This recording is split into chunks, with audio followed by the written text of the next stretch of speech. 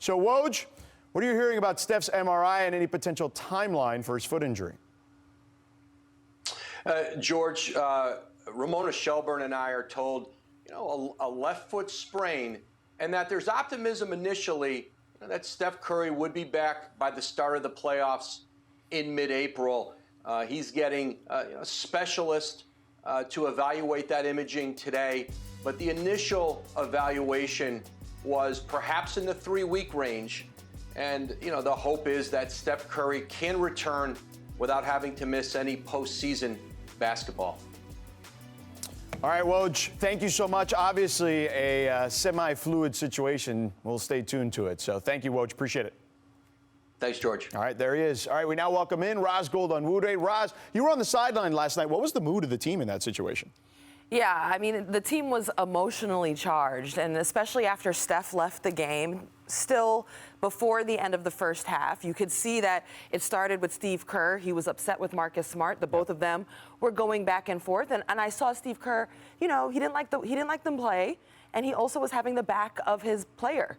But it continued to trickle on through the end of that second quarter, and Draymond Green was upset as well, and he was yelling at the refs and actually got a tech. Yeah. So later on, I'm in the huddle, watching Draymond come back from getting that tech, and Draymond Green is so visibly upset and yelling and just angered that for a second I saw the entire team seemed a bit jolted by it, and it seemed like it was about to spill over in not a great way.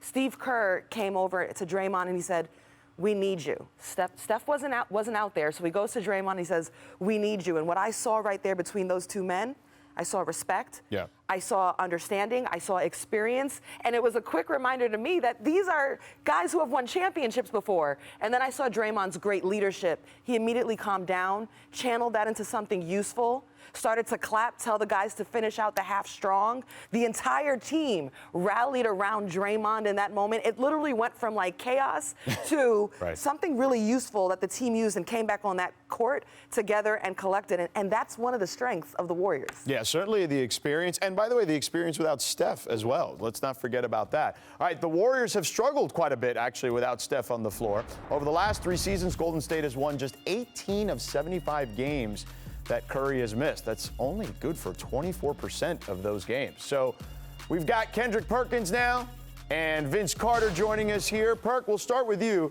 The Warriors' big three has only played together, get this, for 11 minutes all season.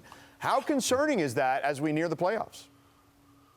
Well, George, let me say this first, okay? Steve Kerr and Draymond Green were both out of line because they know the golden rule when a loose ball is on the floor, and every coach in the world in the NBA, college, high school, AAU, they tell their players to be the first to hit the floor because of those reasons. Marcus Smart wasn't doing anything wrong but playing hard. That's the first thing.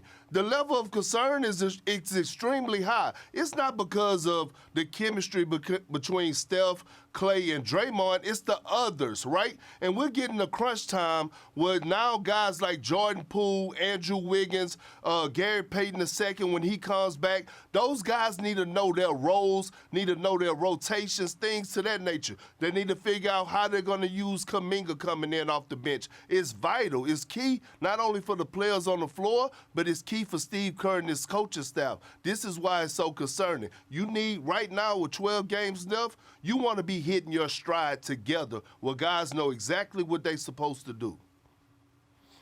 Yeah, I'm with you. And I think, it's really big for somebody like Wiggins and Jordan Poole, just understanding their touches and how things work when you're playing with Steph, Clay, and Draymond. That's the big thing, and that's the question, because everything else we know evolves around them and how you play. You're going to get the open shots and stuff, but understanding when Draymond is running the point forward and Steph and Clay are in movement under the basket, whatever, you're supposed to set screens. You set good screens because you will be the open guy because of the attention these two men, I call them young men, demand. So that is a question and a concern, in my opinion, as well.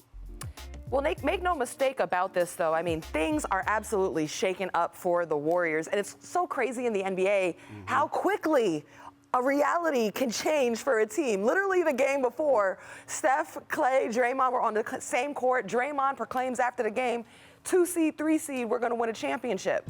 And actually coming into this game that I'm, sideline reporting on, I actually went up to Draymond. I said, I know you don't just say that out of nowhere if you don't believe that. What is it about this team that you think could win you guys a championship? And he said, it comes down to one thing, health.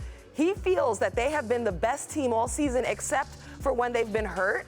And he feels like now that coming into yesterday's game, he felt like now that everybody's healthy, he was saying, look, even if we have things to figure out, I would bet on us, our veteran crew that will figure it out.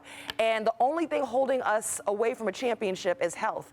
And now that's out the window. It's crazy just how quickly that changed. And also they're fighting against time. Do they have enough time to put everything together if and when Steph comes back? To your point, Roz, they're 29-6. Real quick, Vince, they're 29-6 when Draymond plays this season. So go ahead, Vince. Well, I'll just say, and Draymond knows everything is second nature when they get out there. It's not even, you don't have to talk it out. It's second nature. They understand if who's on the one side of the floor when Draymond has the ball, it's just a look. They understand what needs to be done, and that will be missing, and that is missing right now. And they need everybody to be on the same page, understanding those no calls, those the eye contact calls that they have. Thanks for watching ESPN on YouTube. For live streaming sports and premium content, subscribe to ESPN+.